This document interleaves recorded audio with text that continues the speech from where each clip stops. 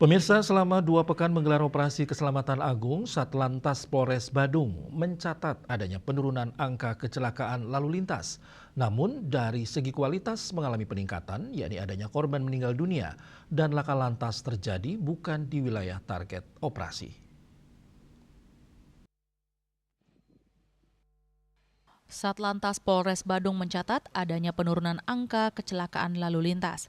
Namun di sisi lain, Polres Badung menyatakan ada peningkatan kualitas kecelakaan yakni adanya 1 korban jiwa dan kecelakaan terjadi di luar target operasi. Faktor cuaca yang cukup ekstrim dalam beberapa hari terakhir tidak memberikan pengaruh signifikan terhadap kejadian laka lantas. Selain itu, jajaran Satlantas Polres Badung juga melakukan 396 teguran lisan maupun tulisan bagi pelanggar lalu lintas serta tilang terhadap 2 orang warga asing dan 15 orang WNI. Sementara sebagai tindakan pencegahan, jajaran Satlantas Polres Badung bekerja sama dengan Dinas Perhubungan melakukan 10 kali kegiatan pemeriksaan atau rem cek bus antar kota, antar provinsi di Terminal Mengwi Badung.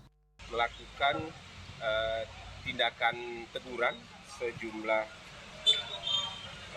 396 kegiatan, baik lisan maupun tertulis melalui surat teguran. Kemudian melakukan tilang terhadap WNA sejumlah 2 orang, WNI 15 pelanggar.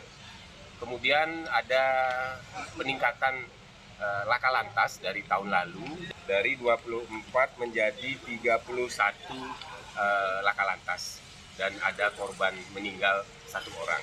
Secara kuantitas memang penurunan, namun kualitas peningkatan di mana kejadian laka lantas tersebut tidak terjadi di dalam target operasi kami atau target rawan laka, rawan macet, dan blank spot.